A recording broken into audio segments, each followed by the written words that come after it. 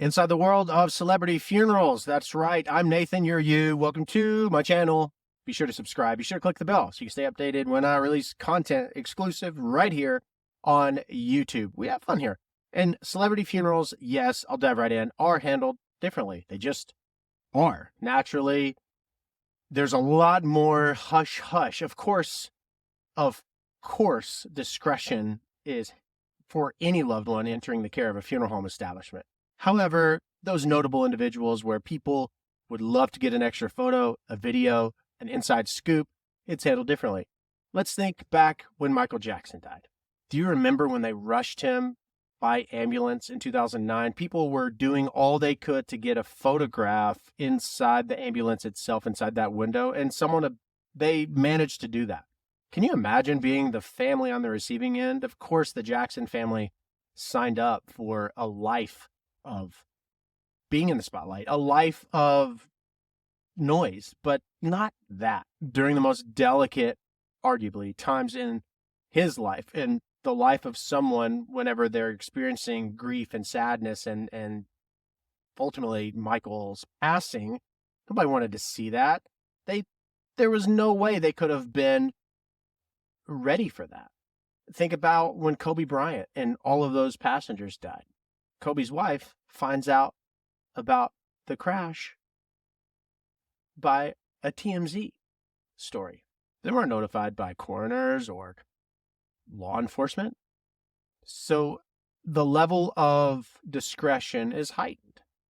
Oftentimes, when someone dies that is famous, the funeral home will be just inundated with phone calls. They so badly want to know, are you handling the services for insert name? And first and foremost, the way that a funeral home I know would handle that is, we have not been notified to care for that individual. When and if that does occur and a public obituary be made public, you will be notified. So you're not telling them no or yes. You're basically saying, when we have information to give, if we are to give that information, i.e. a public obituary, then you'll be notified. There are instances where funeral homes in Houston, Texas, for instance, SCI cares for very notable, a lot of politicians. And of course, in LA, Los Angeles, there are funeral homes specific to celebrities. Yes.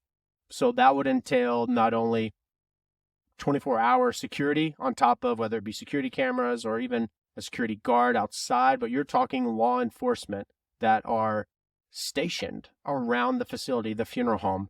Not so much that someone would steal or desecrate, but again, a famous individual in life, in death, that photograph, that is what they are arguably attempting to prevent. Think about Whitney Houston as she reposed in her casket. Someone leaked a photograph of her. Those are precautions with security that are taken. I would presume that the funeral homes, if they are already funeral homes for the stars, then there's an oath of fidelity of sorts that is taken when they start working. And I'm sure there are non-disclosure agreements, confidentiality agreements that are signed. Paperwork galore is most certainly done. And I would assume the state of Kentucky, for instance, there are what are called embalming reports. After an embalming is completed, then that embalmer will fill out a report stating the chemicals used, any type of IV marks or tattoos or signs of surgery. I would assume that those never go anywhere. They're never leaked. Those are not public record, and they are not for the public. It is internal use only. The embalming report would only be in the event that the state board, or there was an instance where someone needed an autopsy or something later was questionable and they had to disinter, they could pull the report to see what type of chemicals. Nonetheless, non-disclosures, confidentialities through and through. Lock and key as far as any type of information going into that facility or coming out of that facility. I would also assume that if there's any type of private visitation, it would be carried out at that facility itself prior to a more public space in place. And speaking of public space, think about like DMX and think about Muhammad Ali in Louisville, Kentucky. They put a massive, beautiful public funeral together at the Yum Center, 20,000 plus seats, and it was full.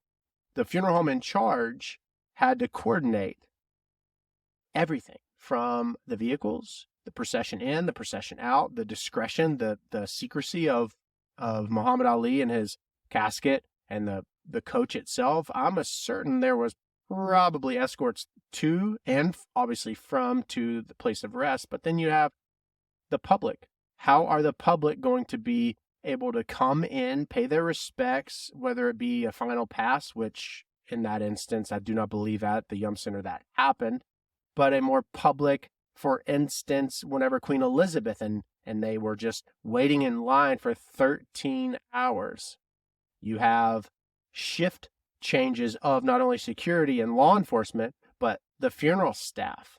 There is a rotation, I'm certain, where you have individuals at stations for a long period of time and for them to be rotated. Not to mention, to differentiate those individuals, you have more than likely a funeral uniform, a tie, a suit that matches the next individual.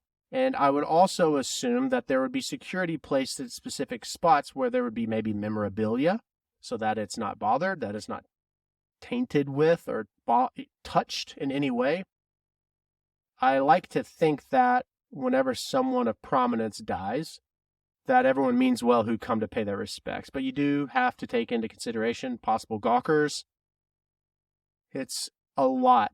Every funeral has a level of logistics. There's a lot of logistics that go into any funeral. You are fitting, if you will, if we are to grow up, grow old, and die 80 years into a 1 to 2 day period. So there's very little room for error. And then magnify that with news articles, online, phone calls. You have the news, local and national media. You have anyone and everyone looking for a buck to make, to offer, to get a story out. It's a lot of stress. It really is, and it's just navigating that. And I think over time, those individuals who are the pros, the go-tos for the elite, the famous, they are the best and continue to be called upon because obviously they know what they're doing, and it gets more and more incredible. Logistics, confidentiality, non-disclosures, security, law enforcement, ways of saying no without saying no when phone calls are flooding the office. There's a lot that goes into it. Let me know in the comments below if your local home has cared for a prominent, famous, notable individual. Let me know who they are and who was cared for. And be sure to subscribe, click the bell so you can be notified of future videos right here on YouTube. That is what goes into the care of a celebrity.